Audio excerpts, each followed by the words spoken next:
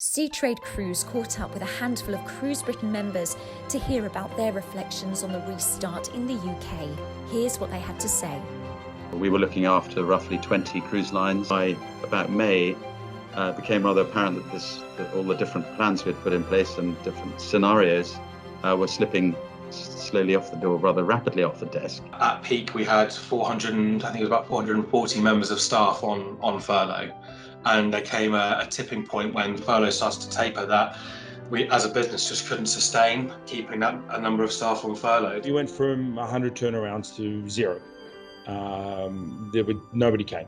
So the resulting loss in revenue was somewhere between 95 and 98% of our revenue. In 2019, we had 146 cruise ship calls. In 2020, we had one. We made some fairly ruthless cuts. Our staff have been so loyal that I'm talking to people who have been with us since the very, very beginning of the company 20 years ago. So we let go 2/3 of our staff. After a hiatus in 2020, where Liverpool saw 2 calls, in 2021 we came back stronger than ever with almost 110 cruise vessels. It was at the end of August 2020 that we had to effectively say goodbye to all of those staff that have worked with us on cruise, and many of them have worked with us for 10 years. I said, when this starts, everybody's going to be doing the same thing out of the same port at the same time.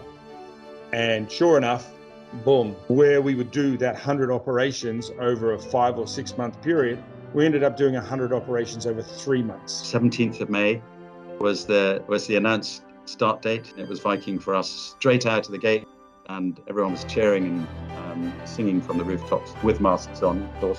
We soon learned that it became the great summer of the lateral flow test for everybody. The challenge was how to notify the guest, what level of technology the guest had to install on their phone or do before they arrived at the pier, and then what do you do with the guests when they're waiting for their results. And the part that fell over most was the technology. We were thrown into a world of high-speed planning.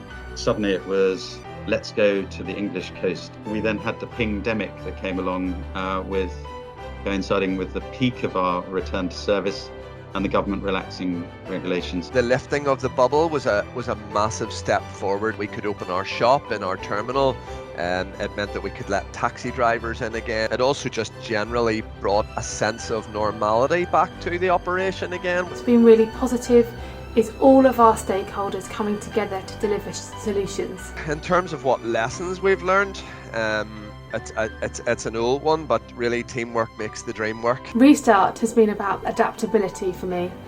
Cruise lines, ports, ground handlers, agents, stevedores and supply chain partners, we've all had to manage changing government advice, new itineraries, enhanced protocols and revised processes. It's been really instilled in me, like the value of partnership, collaboration, developing strong working relationships. You make really strong partnerships and friendships when the chips are down. I personally learned an awful lot.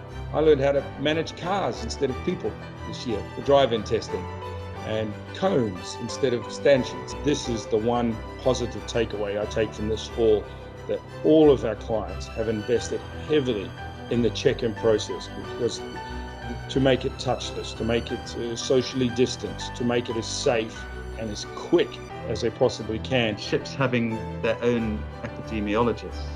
What an amazing thought that would ever happen in our lifetime. Our team have risen to magnificently, to be honest with you. I'm so proud of their dedication, their flexibility. Above and beyond, the whole supply chain has been phenomenal. A level of understanding from the cruise line side, which was really so appreciated, because they knew what we were up against. As a port in Southampton, we've had multiple weekends in August where we've had 4 or 5 cruise ships turning around simultaneously. Southampton's first call of MSC Virtuoso in May had a real buzz around the terminal, and it was an absolute joy to be part of. One of the strengths of 2021, without doubt, has been CruiseBritain. We have worked collectively as ports, service providers and cruise lines so that all ports move together at the same time and at the same pace. No port left behind, sharing of knowledge, experience, expertise and challenges.